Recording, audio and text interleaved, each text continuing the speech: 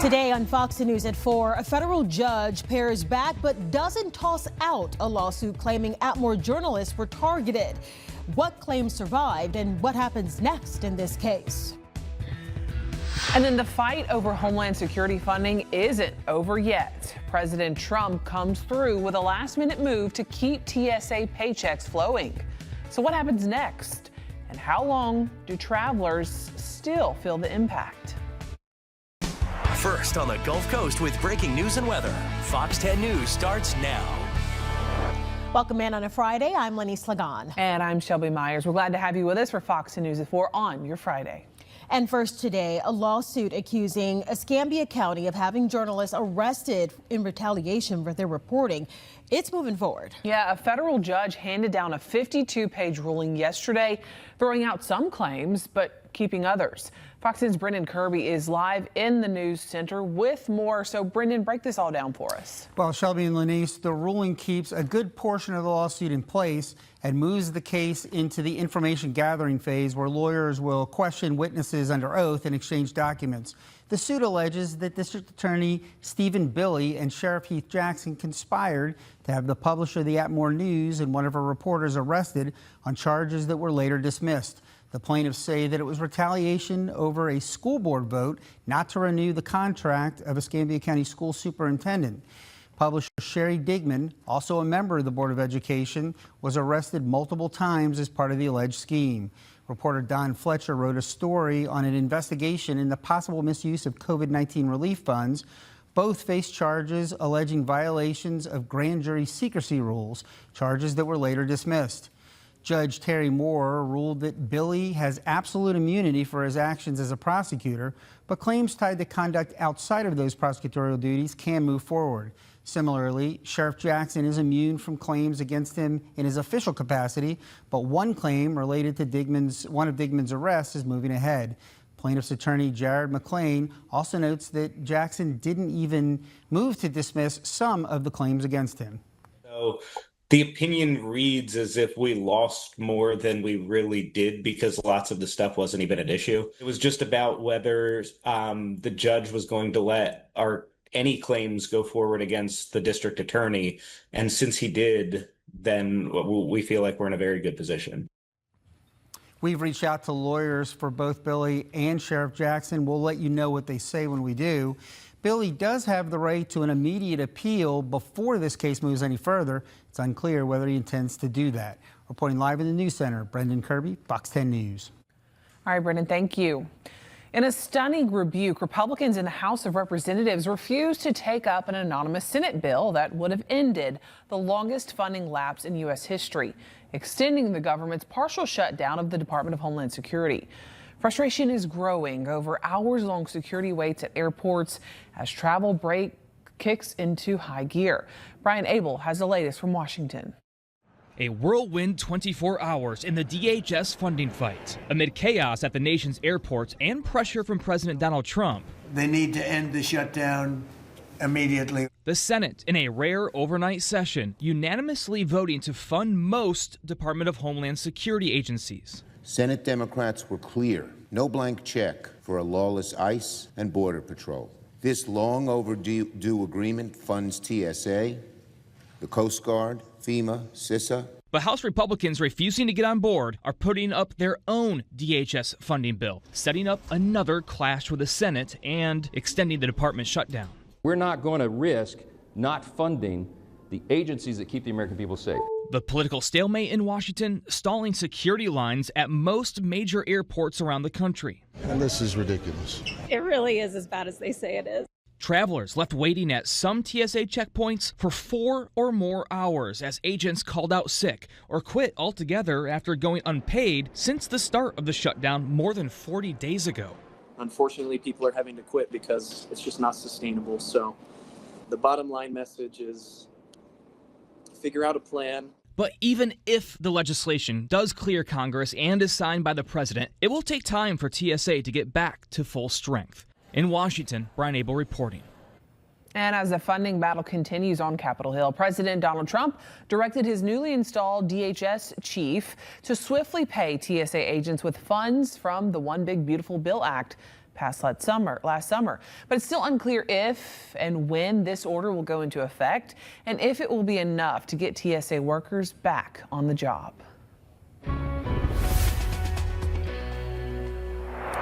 We're coming up on a fun event this weekend that we participate in every year at Fox 10. Of course, we're talking about the Cajun Cook-Off downtown at Cathedral Square. It is tomorrow. Yes, it's such a fun event, great food, all for a great cause. And that's where we find our chief meteorologist, Jason Smith. You know, you've been talking about this all week. Good weather is planned for this weekend. Jason, is that still the case? It is still the case, Shelby Lenise. We're expecting great weather, and we're getting ready for it now. This is Friday evening here. We're at Cunningham Bounds. They're doing their prep. They're testing out their dishes here. So we're getting already an idea of what they're going to be serving at the cook-off tomorrow. And this is a fundraiser to benefit the Child Advocacy Center. It's from 10 to 2 in Cathedral Square in downtown Mobile. Come on down on Saturday. If you don't have tickets now, you can get them when you're down there, and it's great food and a great time with live music, good weather too. Let's look at what we're tracking here. One concern, the weather is so good that with that breeze picking up tomorrow, we have a red flag fire weather warning. Burning is not advised. The relative humidity around 20%. Winds will be between 10 and 15 miles an hour, gusting to 30 tomorrow. So we will see some gusty winds out there, and this is coupled with dry conditions. We have drought conditions across the area. We are looking at a moderate drought over parts of the area, with the areas in the darker orange and severe drought. It's even a severe drought there in the areas in red, and definitely a significant drought. That's an extreme drought actually in the areas in red. So bottom line is it's dry. Over the next 10 hours, if you've got evening plans, it's unseasonably warm right now. It's really not going to get cool until later tonight. And then later tonight, we will see the temperatures dipping down into the 60s. So we will have some cooler weather. Here's the weekend in a nutshell. 75 on Saturday, 74 on Sunday. Right now, it's about 85 degrees here at Cunningham Bound. So we expect to see about a 10-degree temperature drop on Saturday and Sunday. It's going to feel a little better this weekend. Also, we could see some raindrops next week. We'll look at that possibility in your forecast coming up. All right, Jason, thank you, and we are looking forward to seeing everyone tomorrow. Also happening this weekend is Operation Clean Sweep. If you're in need of tossing some unwanted appliances, scrap metal, tires, household items, you can take care of that spring cleaning by dropping off your items at 813 Hubert Pierce Road in Mobile. If you want more information on all of this, just go to our website, fox10tv.com. Gas prices are technically down today. You might not notice that difference. According to AAA, the average price for a gallon of regular is $3.98.7. Yesterday was $3.98.8. So yes, that's why I say technically prices are down. That will likely change. Brent crude oil hovering at around $110 a barrel this morning, an increase from yesterday.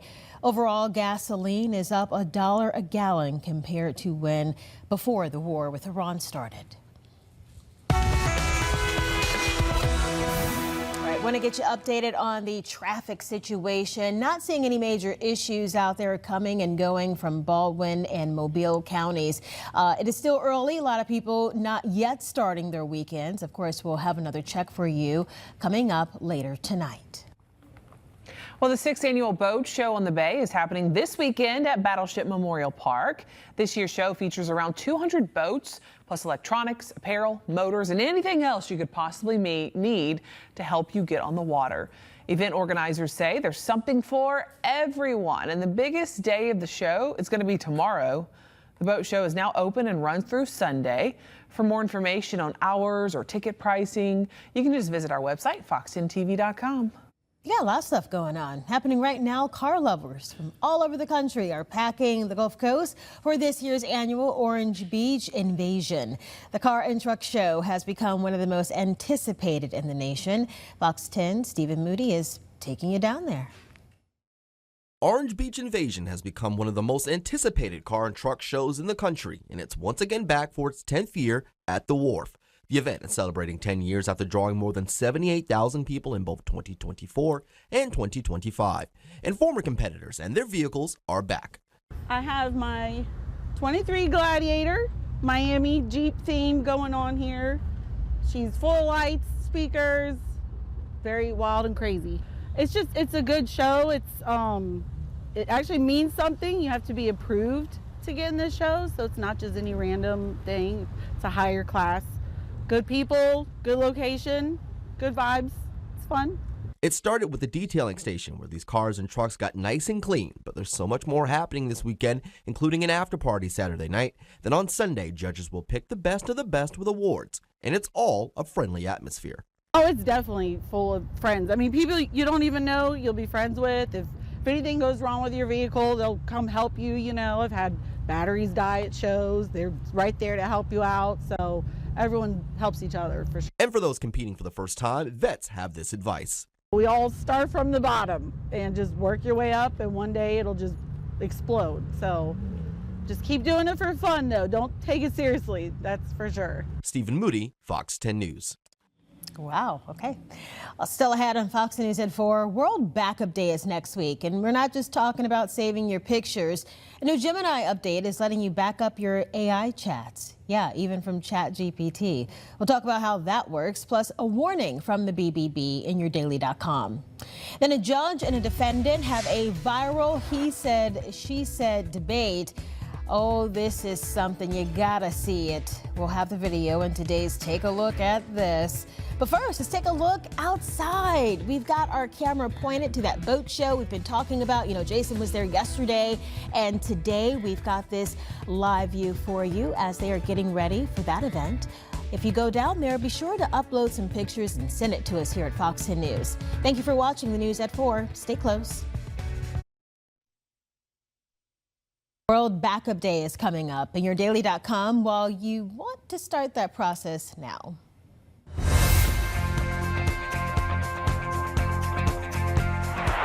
How many times have you reached for your phone to pull up those pictures from the good days? Your wedding day, the moment you caught a fly ball, or when your son or daughter first learned to ride a bike without training wheels. Smartphones and computers are great at compiling memories and taking you for a walk down memory lane. Now imagine you're in the middle of that stroll and all of a sudden the phone shuts down. Here's the reality. Smartphones are basically computers. We bank on them, shop on them, and store memories on them. But according to the National Cybersecurity Alliance, while most people want to protect their data, 5% say they're just too busy. That is, until something goes wrong. The Better Business Bureau says it's easier than you think to miss a once-in-a-lifetime opportunity when a phone unexpectedly powers off or to lose a crucial email because of a laptop failure. World Backup Day is meant to help with that. The BBB recommends the 3-2-1 rule. 3 copies of your data on 2 different storage types, with 1 copy kept somewhere off-site. Think cloud storage plus an external hard drive. It's also important to keep your software updated. That can help prevent crashes and seeing that dreaded blue screen on your computer. And because we are busy, set a weekly reminder to back up your devices so you don't permanently lose your data when those crashes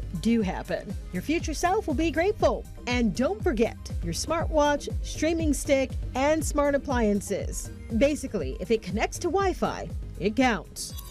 It counts, so back it up. And World Backup Day is March 31st. It's not just for pictures and files people are saving. Google's Gemini is rolling out an update that lets you back up your generative AI chats. And not just conversations in Gemini, but also for ChatGPT. You can find that information on fox10tv.com.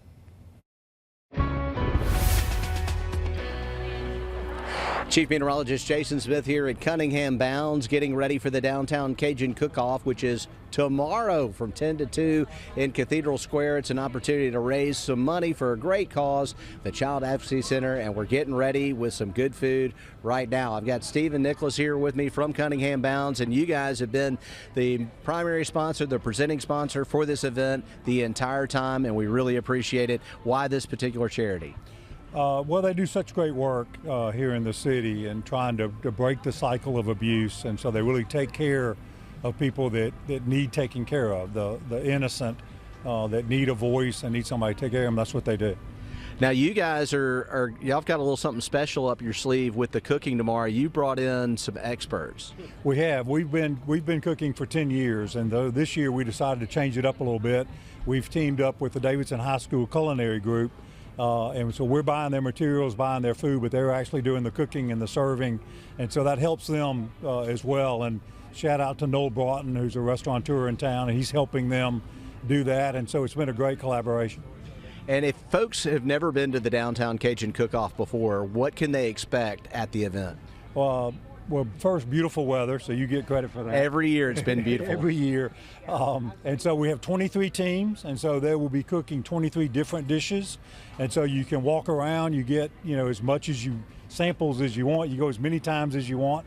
So it's a lot of really good food and some cold beverages and a band and just a lot of good time. You'll see a lot of people and it's just a really fun day.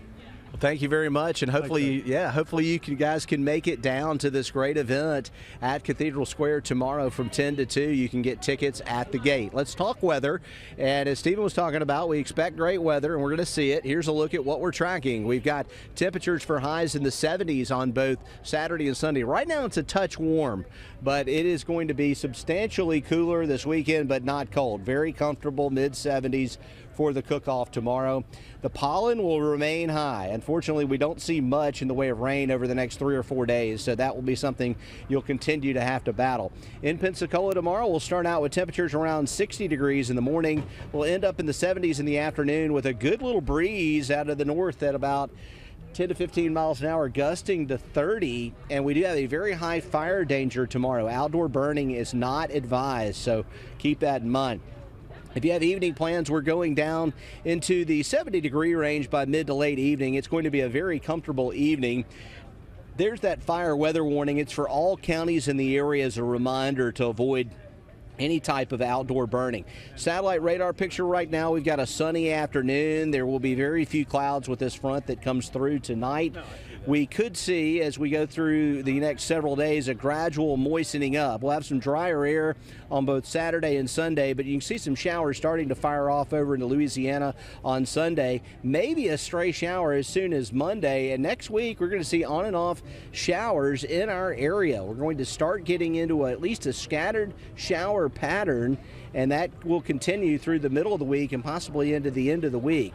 Morning lows will be a touch cooler to the north. That front will come through the inland areas first. We'll be at around 50 in Grove Hill, 54 Calvert, 52 in Chatham, 58 in Mobile. And then here's what we're seeing for the next few days. Our highs will be in the mid-70s on Saturday and Sunday. We'll be in the upper 70s on Monday. No rain through Monday, but we'll see some showers next week. Downtown Cajun Cook-Off forecast, we are calling for temperatures in the mid-60s at 10 o'clock, and we'll be warming up into the mid-70s by the latter half of the event with plenty of sun. In our 7-day forecast, look at those rain chances on there. That's new. The last time we got any measurable rain was March the 12th. So this may be an opportunity to do some catching up with some showers in our area, although the chances will be scattered. We'll talk more about that coming up later on here on Fox 10 News at 4.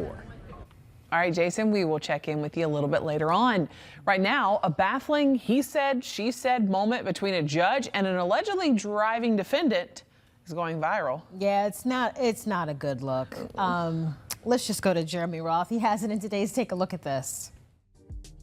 Watch a judge berate a woman for allegedly driving whilst attending a Zoom court hearing. You cannot be driving, ma'am. Despite her insistence, she wasn't. I'm not driving. Video from Michigan's 33rd District Court shows the woman log on to the virtual video hearing, which, according to WDIV, was a case involving a claimed debt. The judge immediately halts the proceedings, telling the defendant she can't be driving while on the Zoom call, and that's when the fun begins. I'm not driving the car, but I will have my driver pull over. But hang on 1 second. Checks rear view. Am I crazy, or does it not look like you're driving that car?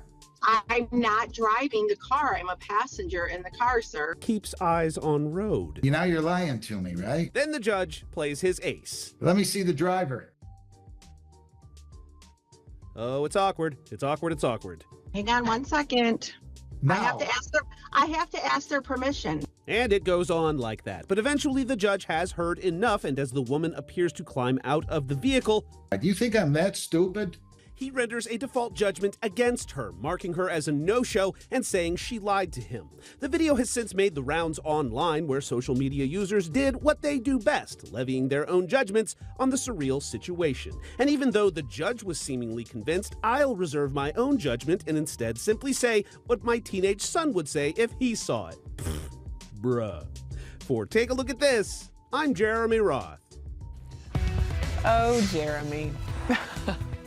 When we come back, we're recapping some of the big wins from the iHeart Music Awards. We've got your entertainment news, and it's coming up next. The Fox 10 Pledge of Allegiance. I pledge allegiance to the flag of the United States of America and to the republic for which it stands, one nation, under God, indivisible, with liberty and justice for all. The Fox 10 Pledge of Allegiance. A big night for Swifties and Taylor Swift herself, taking home 7 awards at the iHeartRadio Music Awards last night. Congrats, congrats. They include Artist of the Year, Pop Album, Pop Song of the Year. 7 wins, bringing her total number of iHeartRadio awards to 41. The award ceremony was held at the Dolby Theater in Los Angeles, and I saw something on her and Travis, and their first appearance, right? Yes, as a married couple. Yes, engaged. I don't think they're married yet. I think it's all secret. Is it? I don't know. I think they pulled Tom and Zendaya. Yeah. She gave him a big old smoochie-roo, and they caught that, and then she what's that again? Smoocheroo. And they caught it on cam, and I think he kind of whispered back, "I love you." She said something about the album being uplifting and happy because of him, her fiance, and so sweet little moment there. Yeah, it was a neat. I caught maybe 2 minutes of it, and it was when I think her name was Alyssa Liu, the figure skater. She was doing the introduction, and you could tell it meant so much to her to be able to present that award to Taylor. It's really cool. Yeah, congrats. And Miley Cyrus, you know, she also has something to add to her resume. The 33-year-old receiving the Innovator Award during the iHeartRadio Awards last night. iHeart saying that Miley was selected because, you know, she has an undeniable imprint on music and pop culture. She was also praised for her humanitarian efforts. Cyrus is a 3-time Grammy winner, and her most recent studio recording, Something Beautiful, was released last year. And that's kind of funny that both Taylor Swift and Miley Cyrus getting those awards, because those are 2 of my childhood icons, you know, on both sides of it. Country, Taylor starting country, Miley and pop, and Hannah Montana, the show. So Miley Cyrus didn't start in country? I always kind of thought that she did. Kind of, but it was more pop because she had the show. Okay. That's where she started her singing career, and that was pop. But then she had like a little do-si-do country song. She's done stuff with Dolly. She's done everything. Yeah. She's multi. I think she deserved that award. I really do. She's done a lot of good things. Okay, so a new home for the Academy Awards. Did you know? I did not. David Daniel has this and more entertainment news in today's Hollywood Minute. The Oscars are leaving Hollywood. Beginning in 2029, the Academy Awards ceremony will move from the Dolby Theater on Hollywood Boulevard to the Peacock Theater in downtown LA, where the Emmys and other events have taken place recently. 2029 is also when the Oscars will begin streaming on YouTube. Amanda Peet says she almost didn't have a choice in writing her recent New Yorker essay, revealing she learned she had breast cancer as her parents were both dying. Maybe because my parents weren't religious, or so I almost feel like it was maybe a way to mark what was happening somehow, or cope with what was happening. But I didn't really have any strategy or anything. It just kind of happened. I had zero context for what I was about to get into. And Project Hail Mary star Ryan Gosling has a new project. Variety and Deadline report he's teaming with the Daniels, directors Daniel Kwan and Daniel Scheinert, on their first film since their Oscar-winning Everything Everywhere All at Once. No title or description has been released, but Universal says production is set to begin in LA this summer. In Hollywood, I'm David Daniel. Saw project Hail Mary, and it was such a cute. It's a family movie. Okay. So Ryan, in his press touring, he's been saying, my wife and I were looking for something that would kind of be like an E.T. movie, right, where the whole family can go see it, and decades later people will be talking about it. And I think it got really, really close. Yeah, I've heard a lot of Really, people really say close. it's good, and it's liked kind of a shocker. Like they weren't expecting necessarily for it to be as good as it was, and boom. Oh, okay. I kind of had expectations because it's Ryan Gosling. Oh yeah, I guess they didn't put a whole lot of support behind it. I didn't know about it until it's out now. Really? Maybe that's just me, but okay. I'm not a movie guru. So That's true. it's probably just me. Yeah. Well, next up, we're going to take a look at the big breaking stories headlining your news at 5. And we've also got this.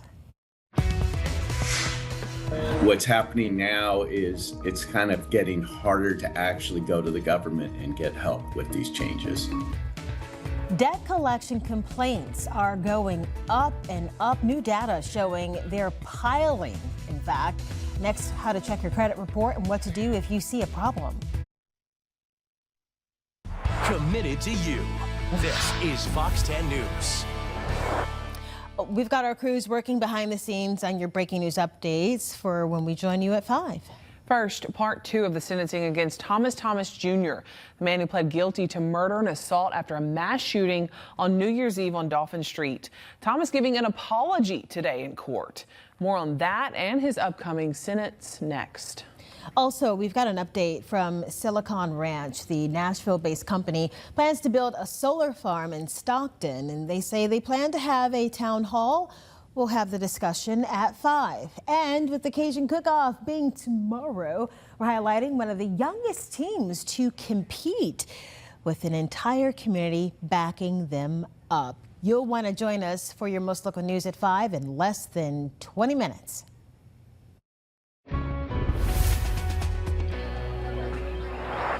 And we are expecting excellent weather for the downtown Cajun Cook-Off. We're getting ready for it right now with Cunningham Bounds. We're at the firm right now here off of Dolphin Street, and you can see the crews are getting ready. And what they're doing is they're preparing for tomorrow by testing out dishes and getting organized. This is a tradition to have a party, a preview party, just before the main event, which will be from 10 to 2 tomorrow in Cathedral Square. And you can come on down, get a ticket at the event, and that gives you an opportunity to sample a bunch of food. If you pay for a ticket, the food's free after that, and there's also going to be live music. So come on down, enjoy some great Cajun food, and raise some money for the Child Advocacy Center. Hopefully we'll see you tomorrow. Fox 10 will be there. Here's a look at your weekend forecast, and we're expecting a little bit more comfortable weather tomorrow. It's a bit toasty outside right now. We've got middle 80s, but we're thinking 75 on Saturday, 74 on Sunday, and the wind will be picking up some tomorrow too, so we'll have to watch out for that. I don't expect major problems at the beaches tomorrow. The seas will start picking up, but it's really going to happen Saturday night. If you're trying to plan a beach day, Saturday looks good, Sunday looks bad. We're going to see a high risk of rip currents, clouds, and also definitely looking at cooler air temperatures on Sunday down at the beach as well. Right now, it is warm, very warm, mid-80s in a lot of spots. Leakesville, Chatham, Evergreen, West Mobile. But we are about 10 degrees cooler near the coast. We do have 75 degrees in Fairhope and 77 in Pensacola. Over the next 10 hours, our temperatures will drop into the mid-70s this evening and then eventually into the mid-60s late tonight. We'll have some clear skies, but we will have clouds late as a front pushes through.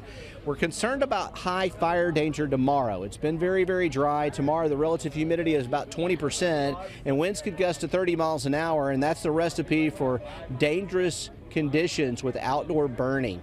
We're not going to see any rain with the front that comes through, but it will bring some dry air in, so wanted to let you know about that fire danger. Rain chances begin to ramp up in the forecast next week. Things look fine this weekend. Close to seeing a few isolated showers on Monday, but by Tuesday this may happen, and our 7-day forecast is showing a real wet pattern next week, or at least the chance of some raindrops. These are scattered showers, and we need the rain in a big way. It looks like a 30% chance Tuesday, a 40% chance on Wednesday, Thursday, and Friday. I'll be back in the studio on Fox 10 News at 5 p.m. as we take a closer look at the models and the chances of rain for next week. All right, Jason, sounds like everything is shaping up as it should there. Hyundai says new vehicles are coming in the next few years.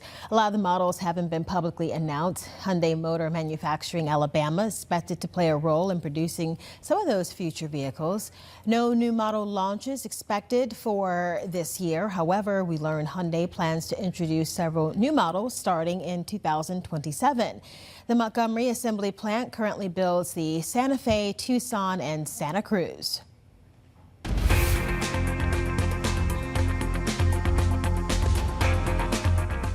Debt collection complaints to the Consumer Financial Protection Bureau are running high. Advocates say recent changes could make it harder to find help. In this Watching Your Wallet, consumer investigator Carice Jackman is breaking down where the complaints are concentrated and what to do if you spot a problem. Debt collection complaints can be a real-time window into what consumers say they're experiencing. And a new analysis by the Kaplan Group, based on Consumer Financial Protection Bureau complaint data, suggests a large share of those complaints is concentrated in a handful of states. Dean Kaplan, president of the Kaplan Group Incorporated, a commercial collection agency, says he's watching what's happening at the CFPB, especially around how consumers submit complaints. The whole idea for this complaint system was try to resolve the problem first with whoever you have the issue with. If that doesn't work, now you can go to the government and they'll help you. What's happening now is it's kind of getting harder to actually go to the government and get help with these changes. Consumer advocacy groups have also raised concerns about changes they say could add more steps before some people can file certain complaints with the CFPB. That debate, Kaplan says, is happening as debt collection complaint volume has been elevated in recent years. The Kaplan Group says it analyzed more than 630,000 debt collection complaints filed from 2021 through early 2026, with a peak month in September 2025. The number of complaints tripled to 5x over the last couple of years. So what can you do if you're worried something is wrong? Kaplan says start with your credit file. You can check your credit report for free at least once a year. He also recommends taking it up directly with the company reporting it and with the credit bureaus, and keep records of what you submit and when. You're going to get better action by going directly to whoever's reported it on your report than going to the government. With this Watching Your Wallet, I'm Carice Jackman. A health alert issued for certain vacuum-packed beef and pork products. The USDA is saying that they may not have been properly inspected, and that could mean an undeclared allergen or contamination. Black Queen beef items include New York strip steak, ground beef, stew meat, and steak strips. The production dates on those products are between April 2024 and this month. The Food Safety Inspection Service saying some of the markings have falsely suggested that they were inspected. And again, they're saying that's not the case. The good thing is, so far, no illnesses reported. The rising use of plastic worldwide is exposing us to higher levels of micro and nanoplastics, which can have an impact on our health. Microplastics are small, super small, the width of maybe a red blood cell. And these nanoplastics are even smaller. They can only be seen with a powerful microscope, making the plastics difficult to detect with conventional methods. There's a team out in Florida, Florida Polytechnic University. They've come up with a new method. Yeah, the team developed a modified electrochemical sensor that detects the presence of nano and microplastics using just a drop of water.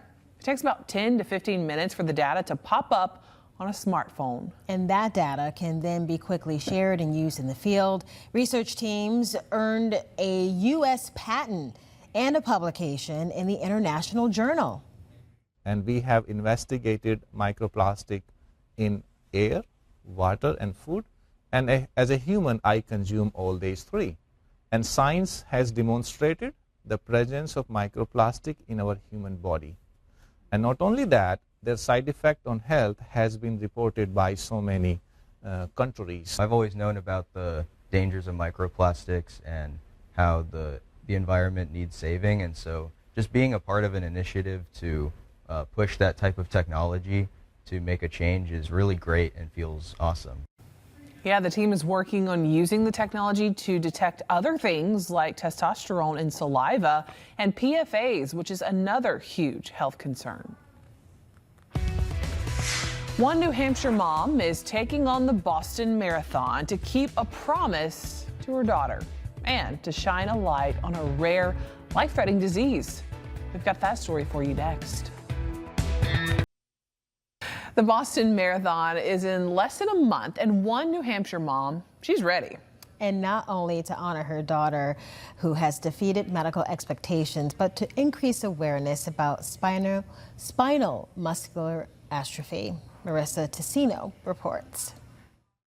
Hello, Mare. Can some people meet you? So Mare was diagnosed when she was 6 months old. At the time when she was diagnosed, it was very much a life-limiting diagnosis. That diagnosis was spinal muscular atrophy type 1. The prognosis was grim. Doctors said they didn't expect Meriden to live beyond age 2. She eats by G-tube. She communicates with a text, picture, talk iPad. And secretion management is a huge thing for us because her swallow is very weak. Daily life still looks different, but Mare is making amazing progress. And her mother, Kaylee, says Boston Children's Hospital has played a huge role in that. They've done so much for us, and even though they say you don't owe them anything or like that's not why they're there, it feels amazing to give back in some way. Now Kaylee is running the Boston Marathon to raise awareness for SMA type 1, Boston Children's Hospital, and to keep the promise she made to her daughter. And I found out she would eventually lose the ability to move. I decided that I would move enough for both of us. Kaylee started training for races after becoming inspired by other families. They got an adaptive stroller and they were off. In her words, she'll tell school if it's a nice day that she wants to go running. She is so happy to go running, and she loves to tell people that she's run these races with her mom. I've committed myself to moving for her in all the ways, and to have it combine in a way that I'm not only moving but raising money and bringing awareness and bringing solidarity for these kids is so big. And I'm sure she'll run a great race. Well, did you know you can watch our newscast, get your forecast, and access to hours of content with our Fox 10 Gulfstream? Ashlyn is showing you how. The Fox 10 Gulfstream TV app is truly your one-stop shop for all things Fox 10 anywhere at any time. And let's take a look exactly what we have going on here. We have our biggest tabs right here, including our weather, the latest on the Iran conflict, which is updated almost daily. And we have several other options for you as well. Let's go and take a look at what this app is all about. Of course, starting with our weather, that's the biggest one. Our team of meteorologists update this on a daily basis. So again, you can get that anywhere and anytime. Our news tab has our very latest stories that we are working on for that day. And then, of course, In Depth with Sarah Wall is a segment our morning anchor Sarah does every single day, Monday through Friday, live at 9 a.m. And you can see a few of the segments that she has been going through lately. Always a really good story there. Our Studio 10 tab, if you're watching Studio 10 in the morning and you see some delicious recipes or events that stick out to you and you want to learn more, these are also available for you at the click of a button. And one of my favorites here, Unwritten Legends of the Gulf Coast, is a very unique segment to us here at Fox 10 News. Our latest segment, Mystics of Time Dragons, gives you a unique exclusive look at some of the floats that were built for the Mardi Gras season. We have a story about a veteran and his passion for flying. And if we scroll down here, one of my favorites, the SS United States coverage of the iconic historical ship that is currently docked in the Mobile Harbor. We give you a look back at that rich history as well. We also have Investigate TV Plus if you're wanting to learn more about trending topics as well. we have our podcast tab to wrap up today. We have Entrepreneurial Shades of Grey hosted by Danny and Chelsea, and also our Big Friday Kickoff podcast that is put on by Robert and Emily here. Always a great time for those as well. So if you're watching this right now, the Fox 10 Gulfstream TV app is very, very easy to download wherever you are. Let's take a look at your screen and see where you can get it. You can get it on your Apple TV, you can get it on your Roku TV, your Fire TV as well, or by visiting our website, fox10tv.com. Remember, Braves opening day is tomorrow. The team is looking to get its first win against the Kansas City Royals. You can watch that on MeTV, and the specific channels all depend on your provider. We've got them listed on your screen. It all starts tomorrow at 6 p.m. A small family store and the 77-year-old who kept it going, or kept it from his brothers and sisters to get them through school. Oh boy. He kept the store so he could put his brothers and sisters through school. We'll have this story one puzzle at a time. Stay close. Welcome back. A family-run shop in Hawaii keeps shelves stocked with everything you could need. And the customers come in for more than the basics. It's been that way for nearly 80 years now. Wow. Jelani Martinez takes us to Kai's store. All right, thank you. Enjoy it now. I will. Okay, you're welcome. 77-year-old Paul Kai manages Kai's store, which is at the corner of Huaynako Street and Kilauea Avenue in Hilo. The Opelo is 22. Kai's store was created in 1948 and sits on an acre of land that was gifted to Paul's parents. Paul is one of 9 kids and has been working at the store since 1968. My mother, she wasn't feeling well. I came home in 1968 to help her with the business, and she died in 69. So I told my father at the time that I would work the store so that we would be able to send all the siblings to get their own education wherever they were in the world. And they were all over the world. The walls are covered with puzzles put together by a woman named Trudy Hall. She would have to travel to Hilo every day for her cancer treatment. She lived about 40 minutes away. And after her treatment, she could go home, but she didn't want to go home to an empty house, meaning that her husband had passed away, her children were grown up. So she would come here, and she would sit and she would do a puzzle.